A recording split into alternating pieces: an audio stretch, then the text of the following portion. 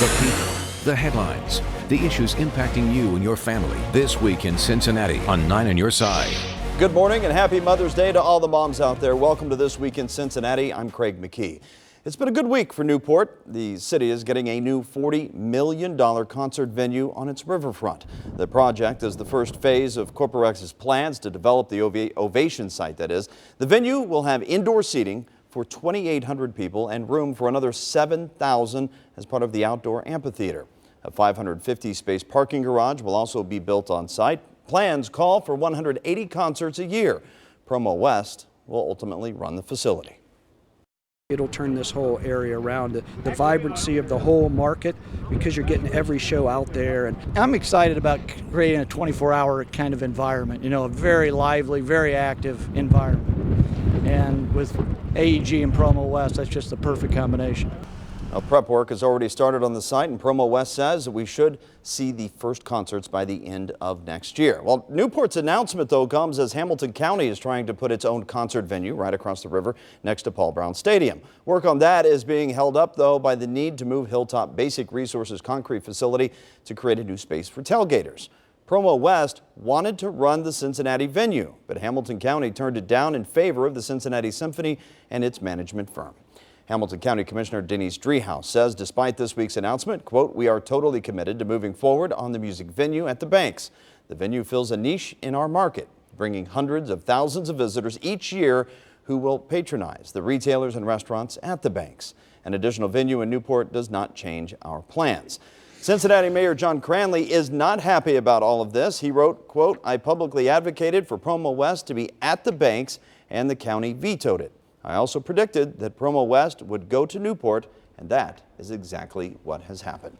Joining us now to talk a little bit more about the big plans for the Ovation site is Tom Banta, the managing director of Corporex Companies, and you actually saw him in that soundbite a short moment ago. Thank you so much for being here. Sure, Craig. Thank you. So a little bit of time it's taken to get all of the parts of this puzzle finally together. You've been able to keep it under wraps until the announcement day. Was it personally satisfying to be able to make this announcement? Well, we're always happy when we can work with a company like AEG and Promo West and bring somebody to the marketplace like that. So yes, it's very fulfilling, very exciting. You heard some of the frustration in the quote there from Mayor John Cranley, and he's spoken openly on talk radio and other stations here once this announcement came out. Was the inability for the county and city to come together with their plan and Promo West not being their choice, did that ultimately put the ball directly in your court and give you a full green light, or were there questions leading up to that point? Well, it was part of it. I actually met Scott Steinecker from Promo West almost 3 years ago, so we got involved very early on. It got more serious about a year ago, and we started negotiations at that point.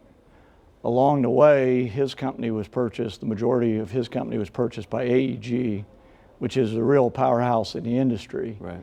And that just sealed it for us. I mean, to be able to bring that to greater Cincinnati, to Newport, it's a wonderful thing for the entire region. And you mentioned that you would say greater Cincinnati, entire region. Obviously, this is a huge win for Newport.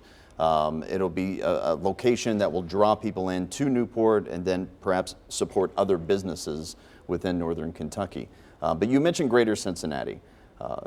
The hope then is to obviously draw people from Cincinnati and from the northern side of the Ohio River for this. Yeah, and it is a regional thing. I mean, I've spent 30 years of my career trying to attract companies and businesses to the greater Cincinnati region. So we take a very regional approach to everything we do. Now, this happened to land in Newport, and that's great, but it isn't a regional draw, so that's the way we view it.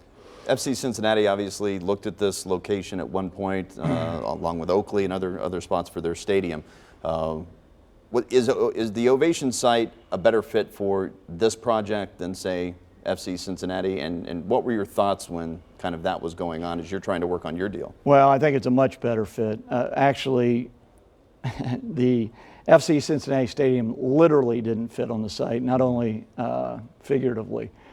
So it's better for us. They do AEG will do 180 shows a year there, so it's more of a round the year a more evenly spread visitor base. So it's just better for the development.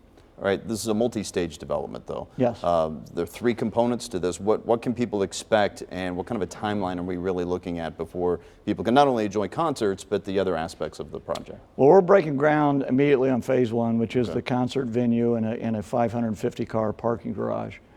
That'll be done around year-end 2020, if everything goes well. At the same time, we're going to get started on the other developments, which are just across the street from there.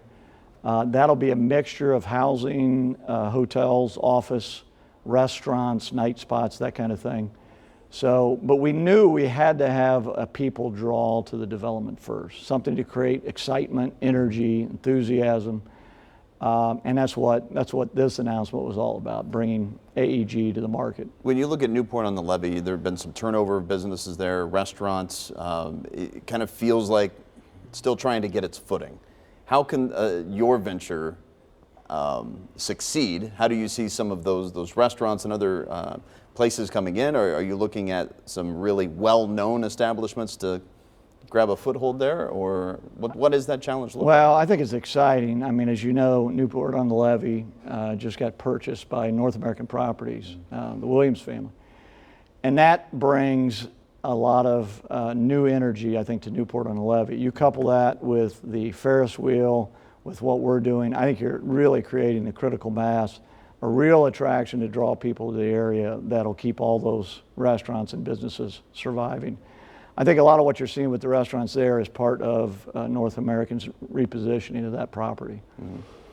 When you look at the competition, though, if Cincinnati and Hamilton County can get their deal finally through, get the concrete company moved, and make their venue happen, can two competing venues actually work on both sides of the river? I think it could. I mean, America's all about competition, and the consumer is ultimately the winner there. Mm-hmm. AEG and Promo West, in my mind, have this ability to block sell concerts. They have venues in Cleveland, Detroit, Columbus, and Pittsburgh. So they can now throw Cincinnati in that mix, right, book all 5 cities, at the same act. So it's going to be a force, and it'll bring acts that wouldn't otherwise have been even considering Cincinnati. Well, we, of course, will continue to monitor the situation and the groundbreaking, and when the first sticks go up, we'll continue to follow everything. That's great. Thanks, Craig. Tom Banta, Corporex Managing Director, thanks so much for joining us today.